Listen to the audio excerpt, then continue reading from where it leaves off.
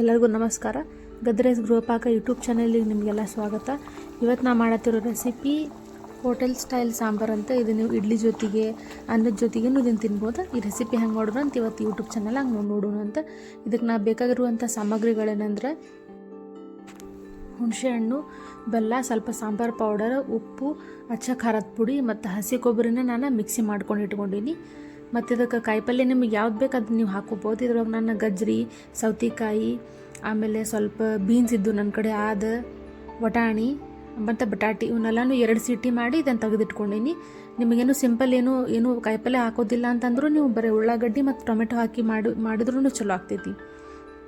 ಮತ್ತು ಒಗ್ಗರಣೆಗೆ ಇದಕ್ಕೆ ನಾನು ಸ್ವಲ್ಪ ಒಣ ಮೆಣಸಿನ್ಕಾಯಿ, ಸ್ವಲ್ಪ ಕೊತ್ತಂಬರಿ ಮತ್ತು ಕರಿಬೇವು ಇದಕ್ಕೆ ಯೂಸ್ ಮಾಡತ್ತೀನಿ. ಮೇನ್ಲಿ ನಾ ಇದಕ್ಕೆ ಯೂಸ್ ಮಾಡತ್ತಿರೋದೇನಂದ್ರೆ ಸಣ್ಣ ಉಳ್ಳಾಗಡ್ಡಿ. ಈಗ ಇದಕ್ಕೆ ಸಾಂಬಾರು ಉಳ್ಳಾಗಡ್ಡಿನೂ ಅಂತ ಹೇಳ್ತಾರೆ. ಭಾಳ ಸಣ್ಣ ಇರ್ತಾವೆ, ಇವು ರುಚಿನೂ ಕೊಡ್ತಾವೆ, ಸ್ವಲ್ಪ ಸ್ವೀಟು ಇರ್ತಾವೆ. ಇದನ್ನು ನೀವು ಸಾಂಬಾರು ಒಳಗೆ ಹಾಕಿದ್ರೆ ಭಾಳ ರುಚಿ ಆಗ್ತೈತಿ. ಹೋಟೆಲ್ ಒಳಗೆಲ್ಲ ನೀವು ತಿಂದಿರಬಹುದೇ ಈ ಸಾಂಬಾರು ಉಳ್ಳಾಗಡ್ಡಿ ಅದು ಅವ್ರು ಹಾಕ್ತಾರೆ. ಮತ್ತು ನಾವು 1 ಕಪ್ ಅಷ್ಟು ತೊಗರಿ ಬೇಳೆನ 1-2 ಟೊಮೆಟೊ ಹಾಕಿ ಚಲೋ ತಂಗೆ ತೊಳೆದು ಇದನ್ನು 2 ಸೀಟಿ ಮಾಡ್ಕೊಂಡಿನಿ ಕುಕ್ಕರ್ ಒಳಗೆ. ಇದನ್ನು ತೆಗೆದು ನಾನು ಒಂದು ಕಡೆ ಇಟ್ಕೊಂಡೀನಿ. ಇದು ಮೇನ್ ನಮಗೆ ಬೇಕಾಗಿರುವಂಥ ರೆಸಿಪಿಗಳು. ನಿಮ್ಮ ಕಡೆ ಉಳ್ಳಾಗಡ್ಡಿ ಇಲ್ಲ ಅಂತ ನಾರ್ಮಲ್ ಉಳ್ಳಾಗಡ್ಡಿನೂ ನೀವು ಯೂಸ್ ಮಾಡ್ಬೋದು. ಸೊ ನಾ ಈಗ ಒಂದು ಬಾಳ್ಗೆ ತೊಗೊಳತ್ತೀನಿ. ಬಾಳ್ಗೆ ಚಲೋ ತಂಗೆ ಬಿಸಿ ಆದಮೇಲೆ ಇದಕ್ಕೆ 2 ಚಮಚ ಅಷ್ಟು ನಾ ಇದಕ್ಕೆ ಎಣ್ಣೆ ಹಾಕ್ಕೊಳತ್ತೀನಿ.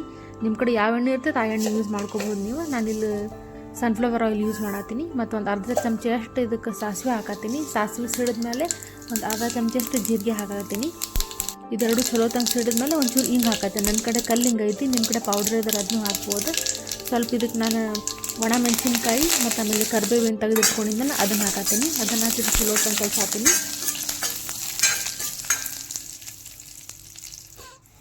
ಎಲ್ಲ ಚಲೋ ತಂಗೆ ತಂದಮೇಲೆ ಉಳ್ಳಾಗಡ್ಡಿಯನ್ನು ನಾನು ಹೆಚ್ಚಿಟ್ಕೊಂಡಿದ್ದೆಲ್ಲ ಅದನ್ನ ಹಾಕತ್ತೀನಿ. ಇಲ್ಲ ನಾನು ಸಣ್ಣ ಉಳ್ಳಾಗಡ್ಡಿ ಯೂಸ್ ಮಾಡತ್ತೀನಿ. ನಿಮ್ಮ ಕಡೆ ಇಲ್ಲ ಅಂತಂದರೆ ನಿಮ್ಮ ಕಡೆ ರೆಗ್ಯುಲರ್ ಉಳ್ಳಾಗಡ್ಡಿ ಇರ್ತಾವಲ್ಲ ಅದನ್ನು 4 ಪೀಸ್ ಮಾಡಿ ಚಲೋ ತಂಗೆ ಫ್ರೈ ಮಾಡಿದ್ರೂ ಹಿಂಗೆ ಆಗ್ತದೆ, ರುಚಿನ ಆಗ್ತೈತಿ. ಬೇಡ ಅಂತಂದ್ರೆ ನೀವು ಸ್ಕಿಪ್ ಮಾಡಬಹುದು. ಇದಾದಮೇಲೆ ಇದಕ್ಕೆ ಒಂಚೂರು ನಾನು ಹುಣಸೆಹಣ್ಣು ಹುಳಿ ಹಾಕ್ಕೊಳತ್ತೀನಿ.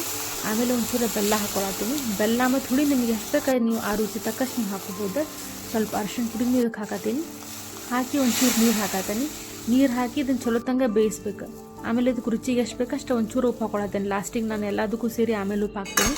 ಇದನ್ನು ಹಾಕಿ ಇದನ್ನು ಉಳ್ಳಾಗಡ್ಡಿ ಇದಾವಲ್ಲ ಅವು ಚಲೋ ತಂಗೆ ಮೆತ್ತಗೆ ಆಗೋಂಗೆ ಇದನ್ನು ಬೇಯಿಸ್ಬೇಕು. ಮೀಡಿಯಮ್ ಫ್ಲೇಮ್ ಒಳಗೆ ಇದನ್ನು ಮಾಡತ್ತೀನಿ ನಾನು.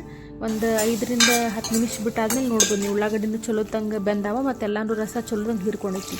ಇದೇ ಟೈಮ್ನಾಗ ನಾನು ಬ್ಯಾಳೆ ಏನು ಇಟ್ಕೊಂಡಿದ್ನಲ್ಲ ಬ್ಯಾಳೆ ಹಾಕತ್ತೀನಿ. ಮತ್ತೆಲ್ಲ ಕಾಯಿಪಲ್ಯ ಏನು ಕುದಿಸಿಟ್ಕೊಂಡಿದ್ನಲ್ಲ ಅದನ್ನು ಹಾಕತ್ತೀನಿ.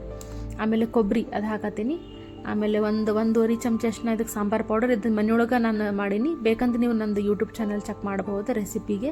ಇದಕ್ಕೆ ನಿಮ್ಗೆ ಎಷ್ಟು ಖಾರ ಬೇಕೋ ಅಷ್ಟು ಖಾರ ಇದಕ್ಕೆ ಹಾಕೋಬಹುದು. ಅಚ್ಚ ಖಾರದ ಪುಡಿ ಇದನ್ನು ಹಾಕಿ ಚಲೋ ತಂಗೆ ಮಿಕ್ಸ್ ಮಾಡಿ ಒಂದು 5-10 ನಿಮಿಷ ಕುದಿಸಾತೀನಿ. ನೋಡ್ಬೋದು ಎಷ್ಟು ಚಲೋ ಆಗಿದೆ ಕುದಿಯಾಕತ್ತೈತಿ ಸಾರು.